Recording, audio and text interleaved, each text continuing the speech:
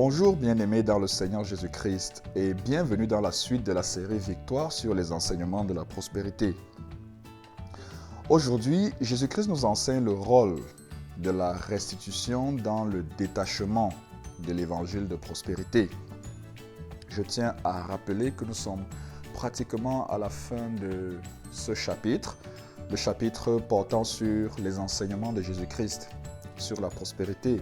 Je rappelle également que le grand thème de notre série est intitulé « Victoire sur l'Évangile et les enseignements de la prospérité ».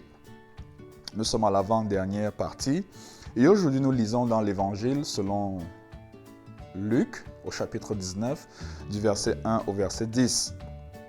Je lis. Jésus étant entré dans Jéricho traversait la ville. Et voici, un homme riche appelé Zachée, chef des publicains, cherchait à voir qui était Jésus. Mais il ne pouvait y parvenir à cause de la foule, car il était de petite taille. Il courut en avant et monta sur un sycomore pour le voir, parce qu'il devait passer par là. Lorsque Jésus fut arrivé à cet endroit, il leva les yeux et lui dit, « Zachée, hâte-toi de descendre, car il faut que je demeure aujourd'hui dans ta maison. » Zachée se hâta de descendre et le reçut avec joie. Voyant cela, tous murmuraient et disaient, « Il est allé loger chez un homme pécheur. » Mais Zachée, se tenant devant le Seigneur, lui dit, « Voici, Seigneur, je donne aux pauvres la moitié de mes biens, et si j'ai fait tort de quelque chose à quelqu'un, je lui rends le quadruple. » Jésus lui dit, « Le salut est entré aujourd'hui dans cette maison, parce que celui-ci est aussi un fils d'Abraham, car le Fils de l'homme est venu chercher et sauver ce qui était perdu. » Seigneur, Père éternel, merci pour ta parole de ce matin. Je te prie de nous aider à la comprendre selon le Saint-Esprit. Père, je prie que tu nous libères des plans du malin qui voudrait voler ta parole dans nos cœurs. Et je te prie de nous rendre également capables d'obéir à cette parole dans le nom puissant et glorieux de Jésus-Christ. Amen. Bien-aimés, ce matin, le point clé de l'histoire de la rencontre de Lazare avec Jésus-Christ, c'est la restitution. La restitution. Un thème rare, un thème dont on n'en parle plus aujourd'hui dans les églises et dans les messages. Après que Zachée ait reçu le Seigneur dans sa maison, c'est-à-dire après que Jésus lui ait dit « Je vais venir chez toi », il a pris une résolution pour prouver son sérieux à suivre Jésus-Christ. Et ce sérieux-là était de retourner l'argent qu'il avait volé aux pauvres et aux populations en y ajoutant un plus. La Bible dit qu'il a décidé de remettre le quadruple à ceux à qui il avait commis un tort, ceux qu'il avait volés, estorqués et pillés.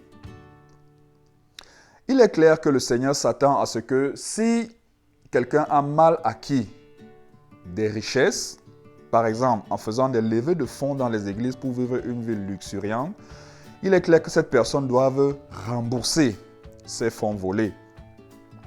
Tout leader de la prospérité qui dit s'être repenti et affirme avoir cessé de prêcher ou enseigner des messages de levée de fonds devrait le prouver en remboursant l'argent estorqué aux innocents et aux naïfs. Bien-aimé, personne ne peut inviter Christ dans sa vie et demeurer à l'aise avec des biens obtenus par le pillage et l'exploitation des ressources des autres. Bien-aimé, je t'invite à faire un inventaire de toutes tes possessions matérielles, financières et même académiques et sociales.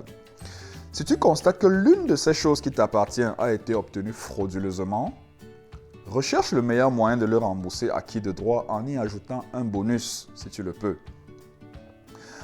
Bien-aimé, je comprends que cela peut être difficile, mais c'est le seul moyen d'enlever la honte sur une réputation souillée par le vol, l'escroquerie et les abus. C'est aussi un puissant témoignage que Jésus-Christ sauve et restaure pour créer de nouvelles personnes intègres et justes dans leur famille, leur lieu de service et leur communauté. Je sais que ce n'est pas facile, mais je t'invite à être fort et à prendre cette résolution de restituer et de pratiquer cette restitution comme preuve et acte d'obéissance au Seigneur. Je ne vais pas être long ce matin parce que je pense que le message est assez clair et il est assez simple. Tu peux m'écrire en inbox ou m'envoyer un message ou laisser un commentaire à la vidéo pour des questions ou avoir plus de clarification. Je te laisse avec cette question de méditation pour que tu puisses voir comment appliquer cet enseignement sur la restitution de ce matin. Si tu possèdes des biens mal acquis, serais-tu prêt à les retourner aux concernés en y ajoutant des réparations pour les dommages causés à ces personnes? Je reprends. Si tu possèdes des biens mal acquis, serais-tu prêt à les retourner aux concernés en y ajoutant des réparations pour les dommages causés à ces personnes? Prions. Père, merci d'ouvrir mes yeux ce matin sur l'importance de la restitution. C'est au nom de Jésus-Christ que je te prie, Seigneur, de m'aider à reconnaître là où j'ai la responsabilité de restituer et rends-moi capable, Seigneur, de le faire avec intégrité. Oh Seigneur, c'est au nom de Jésus-Christ que j'ai prié. Amen. Bien-aimé, c'était un plaisir de partager la parole avec toi comme je le fais d'habitude.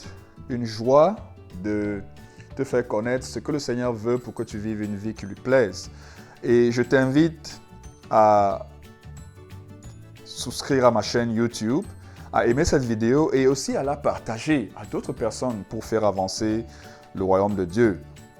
Je t'invite à ne pas manquer le prochain enseignement qui sera la dernière partie de ce chapitre. Demeure abondamment béni. Shalom, Ervin Gaté.